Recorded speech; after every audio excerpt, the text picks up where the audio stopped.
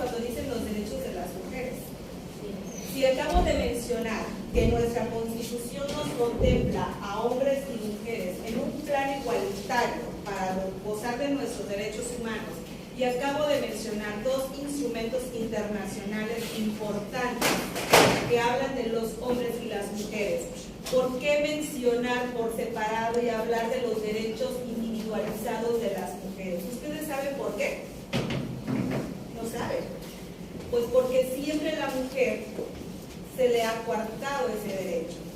Ha habido reformas, ha habido modificaciones en la propia Constitución. El hombre, no es que estemos en contra y no vamos a ponernos en contra de los hombres. Simplemente, de manera natural, siempre se ha visto beneficiado. Cuando la Constitución se hizo, hablaba del varón. No se mencionaba a la mujer y al hombre. Incluso nosotros no teníamos derecho a votar. No podíamos ejercer ese voto, de poder elegir nosotros quién nos iba a gobernar, porque la mujer no tenía participación, no había democracia para las mujeres como tal. Entonces lo que quiero mencionar es que los derechos que hemos adquirido ahora en la actualidad, porque podemos ir a votar, poder elegir, tener participación incluso política las mujeres, son, digamos, no es un regalo. Para empezar, ha habido una lucha que se tiene que mencionar y que sí tiene que ver con una lucha feminista.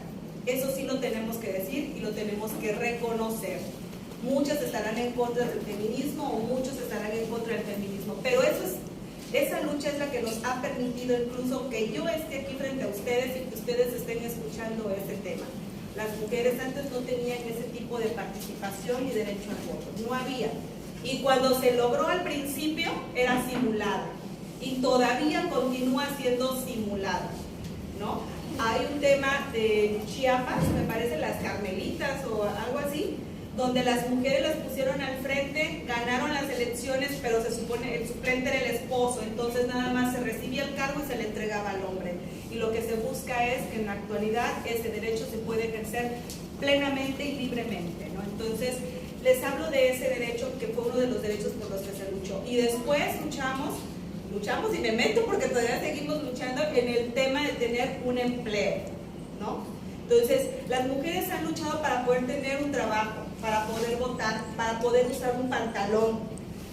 Cuando se empezó a usar el pantalón, muchos eran mal vistas porque se decía que la mujer tenía que usar falda. Entonces, lo que quiero mencionar en la lucha de los derechos humanos de las mujeres es que el camino no ha sido fácil.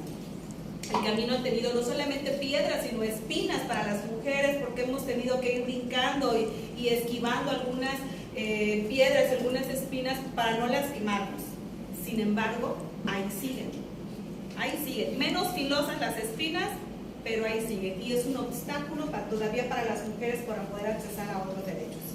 El derecho a la salud, las mujeres antes no podían revisar, y todavía en la comunidad hay muchas mujeres que no pueden ser revisadas por médicos hombres en su embarazo o un ginecólogo, ¿no? Entonces, cuando hablamos de derecho a la salud, también estamos diciendo que hemos logrado tener ese acceso. Las mujeres antes no podían heredar, estamos hablando de muchos siglos atrás, ¿no? Pero sí es importante tener ese parámetro de cómo estábamos antes y cómo estamos ahora, porque las mujeres ni siquiera podíamos heredar las tierras del esposo si fallecía. Se le dejaban a un pariente varón y la mujer quedaba desprotegida. La mujer tuvo que luchar incluso pues, después, no solamente para poder heredar, sino para poder divorciarse. Por eso ahora gozamos de ese derecho y lo ejercemos bien seguido, cuando ya no nos conviene o hay violencia, de lo que les van a hablar en un momentito, ¿no? Entonces, es eso. Otro de los temas que también hemos luchado es el derecho a la educación, ¿sí? Las mujeres no estudiaban, las mujeres se dedicaban al hogar. A las mujeres jóvenes se les educaba para tener un matrimonio, para tener hijos. Esa era la educación que se tenía para las mujeres. Ahora en la actualidad, la mejor herramienta que tenemos las mujeres siempre va a ser el estudio. Y no solamente una carrera, sino una maestría, un doctorado y continuar estudiando. Entonces, hago esta referencia para que ustedes vean que no ha sido fácil. Y así el derecho a la vida, ¿no? ¿Cuántos, y les van a hablar en un momento, cuántos feminicidios existen en nuestro estado? cuántos feminicidios existen en México. Y es una lucha constante. Y les hablé de un marco jurídico. Pues ahora con los derechos de las mujeres tenemos esos dos instrumentos internacionales y la Constitución. Pero ¿qué ha pasado con el tema de la violencia contra las mujeres? De lo que les van a hablar en un momento. Se han generado otros instrumentos internacionales, como la CEDAW, que habla de la discriminación que viven las mujeres, o una convención llamada Belén do Pará, que habla precisamente de la violencia que viven las mujeres, los parámetros y cómo se detecta y cómo se tiene que llevar a cabo una reparación del daño. Pero ¿cómo se repara el daño a una mujer que muerta? ¿A la familia?